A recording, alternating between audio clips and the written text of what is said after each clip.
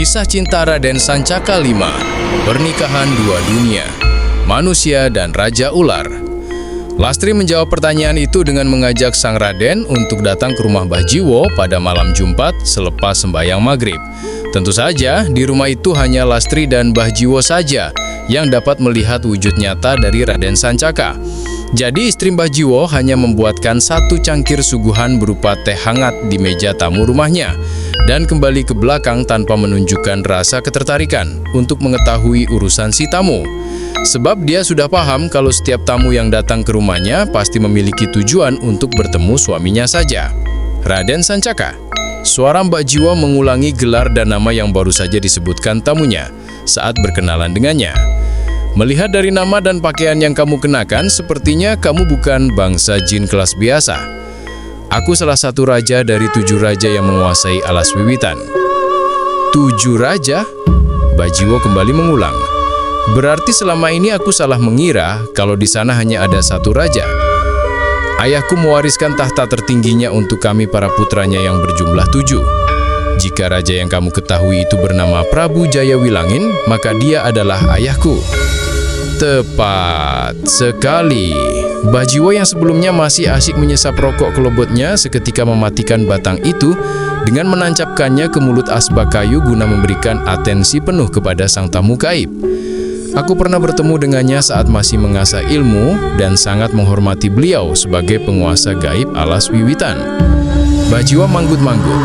Sepasang netra tuanya setengah menerawang ke awang-awang saat teringat masa mudanya dulu ketika dirinya masih senang keluar masuk hutan demi bisa mendapatkan pencerahan yang ingin dicapainya.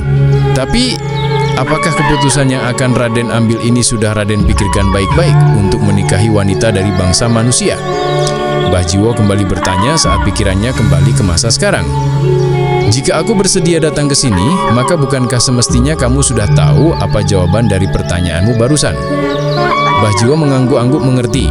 Jika begitu, bagaimana kalau tanggal 15 di malam purnama bulan ini? Raden Sancaka dan Lastri saling berpandangan usai mendengar saran itu dan mengangguk sepakat dengan senyum yang merekah dari bibir satu sama lain. Maka di tanggal 15 bulan itu, Mbah Jiwo mendatangi rumah Lastri bersama satu saksi yang merupakan keponakannya sendiri, yakni Samut, putra dari sang adik yang merupakan guru ngaji yang diustaskan di desa Genuk Watu.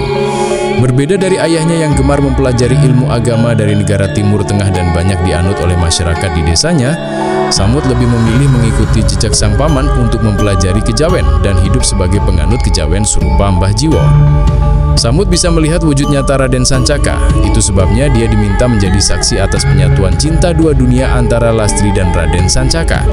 Tidak terjadi peristiwa mengerikan apapun pada malam yang sakral bagi kedua makhluk Tuhan itu, kecuali kabut yang menjadi lebih pekat dari malam-malam biasanya, dan binatang menjadi begitu tenang seakan ikut menghormati prosesi pernikahan tak biasa itu. Berbeda dari pernikahan sesama manusia, pernikahan dengan bangsa jin dilakukan dengan adat dan tata cara yang mengikuti aturan bangsa jin. Mereka hanya perlu mengucapkan janji untuk menerima satu sama lain sebagai pasangan di hadapan Mbah Jiwo dan Samut. Lalu, Raden Sancaka menyerahkan mas kawin berupa selendang hijau miliknya beserta tumbukan emas batangan yang ditariknya dari dunia gaib, dan mereka berdua telah resmi menjadi suami istri. Aturan yang perlu ditaati keduanya hanya satu, yaitu mereka tak bisa bercerai selamanya. Suamimu bukan jin sembarangan, Mbah Jiwo berujar ketika Lastri mengantarnya keluar usai membantu menikahkannya. Karena dia pasti memiliki ilmu yang sakti, maka jangan heran jika nanti saat kehamilanmu, orang-orang biasa sekalipun akan menyadarinya karena kamu akan terlihat hamil seperti wanita lain yang menikahi manusia biasa. Seketika Lastri membatu. Bodohnya lagi, dia tidak pernah memikirkan sampai ke jauh sana. Padahal salah satu konsekuensi dari pernikahan adalah terjadinya pembuahan dan bukan tidak mungkin dirinya akan hamil meski suaminya itu bukan manusia. Melihat mimik wajahmu ini, jangan bilang kamu juga tidak memikirkan soal itu. Lastri menggeleng sebagai respon, membuat Mbah Jiwo ikut menggeleng tak habis pikir. Bagaimana bisa kamu menikah tanpa memikirkan apapun sama sekali seperti ini? Saya hanya bertanya-tanya apakah Raden akan membuat saya mengandung anak keturunan Raden di masa mendatang.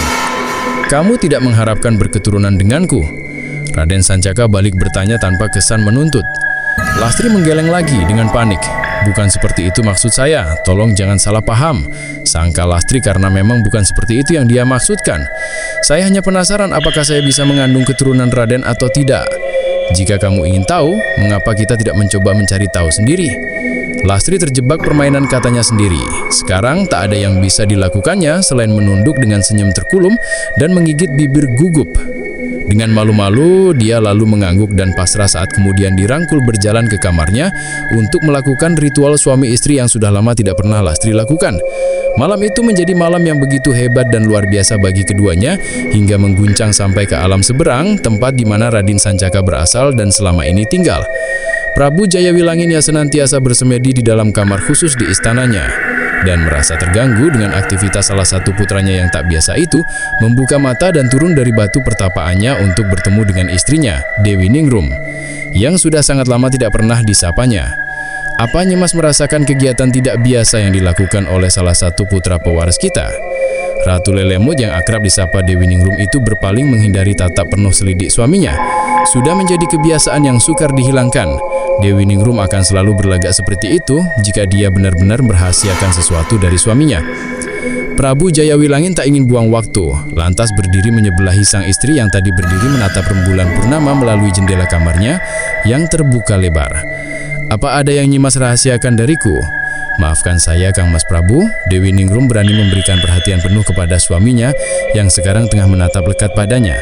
Sebenarnya menurut abdi utusan saya, Raden Sancaka telah menikah dengan seorang wanita dari bangsa manusia tepat pada malam ini. Bagaimana dia bisa melakukan itu tanpa meminta izin kepada kita terlebih dahulu?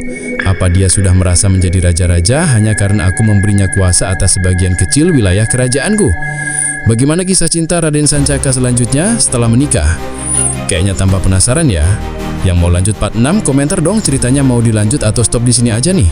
Dan jangan lupa follow biar kamu gak ketinggalan update cerita seru dan haru selanjutnya. Yang mau dukung saya boleh dibantu share ya, supaya orang terdekatmu juga terhibur dengan cerita ini. Masa kamu doang sih yang terhibur? Ayo share sebanyak-banyaknya sekarang juga. Sampai ketemu di part 6. Penulis Ayu Wangi.